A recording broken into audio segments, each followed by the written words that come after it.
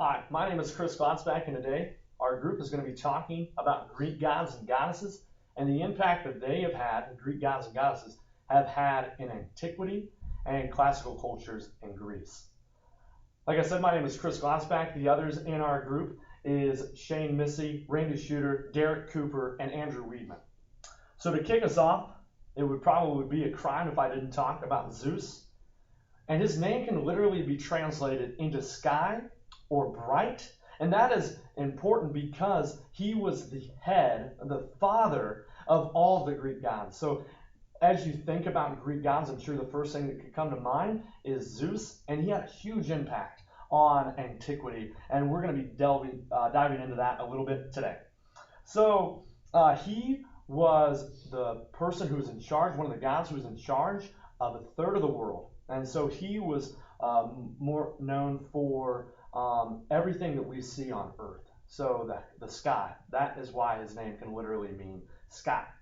So he was the father of Athena, and that is important because Athena was said to be born out of his head, and Athena was the goddess of Athens. And so people from Athens really appreciated what Zeus did.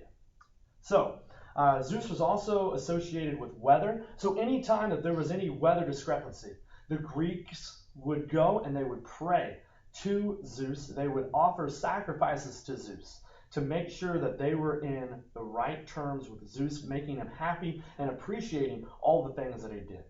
So the impact that Zeus had, people need someone to turn to when things are going wrong, and Zeus was that person that they would turn to in antiquity. So anytime that someone was sick, they would turn to the gods that we are going to be talking about, and without Zeus, we can have none of these gods because Zeus is the father of all these gods, kind of a shepherd of all these people. So Zeus had a huge impact because all the gods that we are going to be talking about will be stemming from Zeus. So the next god that I will be talking about is Apollo. And as you can see pictured here on the right, Apollo was a god of many things. Most known for music, but he was also the god of medicine.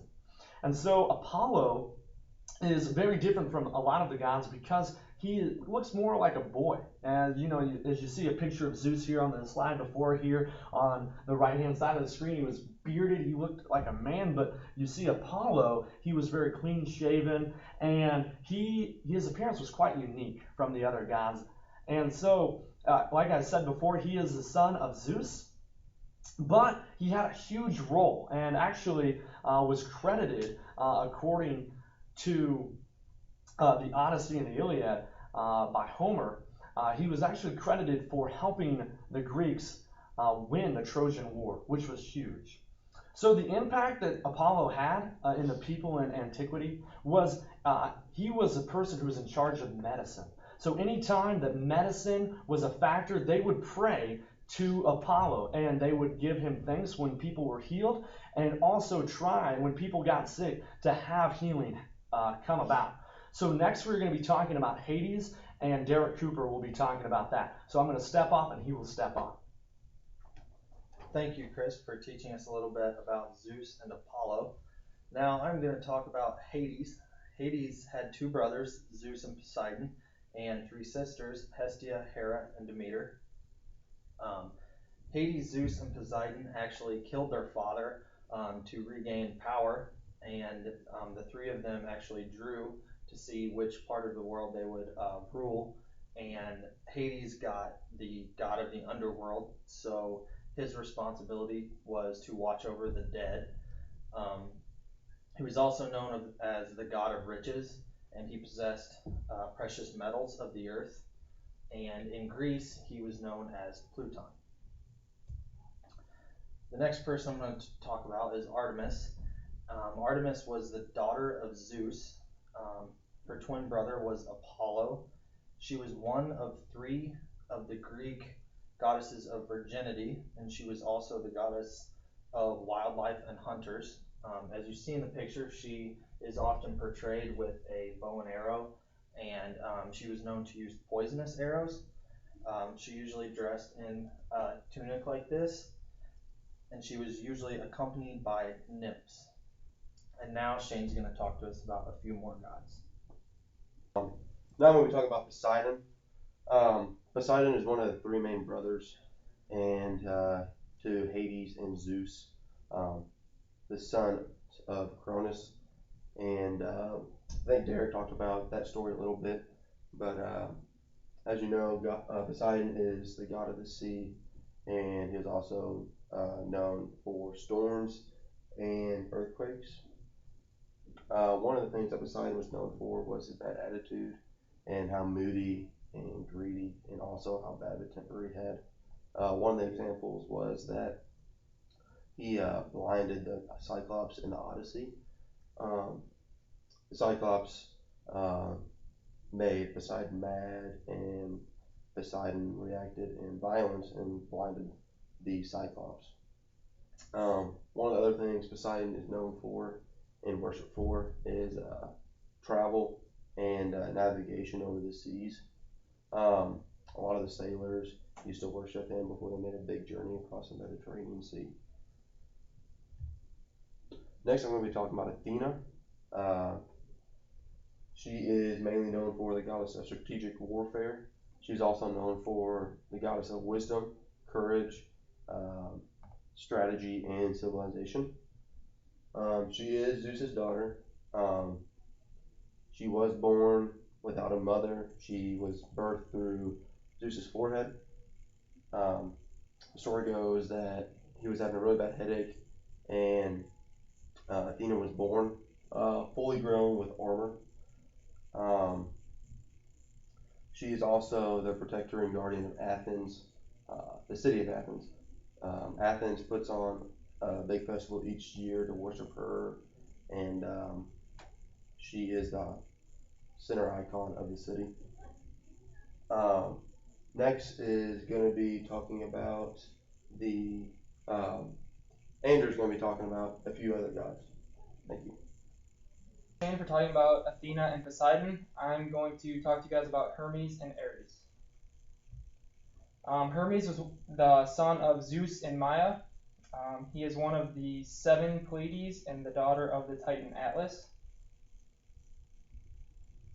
Some background on Hermes is he is one of the 12 Olympian gods.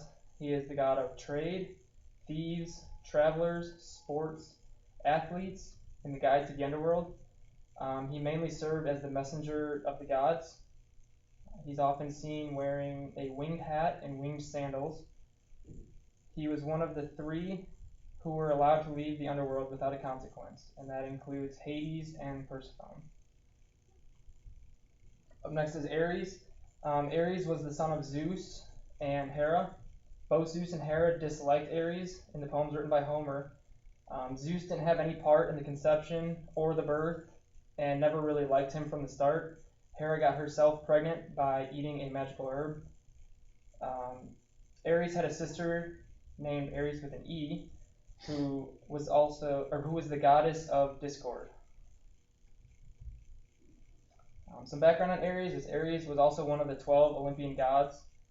He was the god of war. He represents the violent and physical untamed aspect of war, and he is often seen wearing a spear with a helmet, as pictured in the last slide. Ares was not very popular among both men and the immortal gods and goddesses. His worship in ancient Greece was not as widespread as the other gods were. And up next is Randy.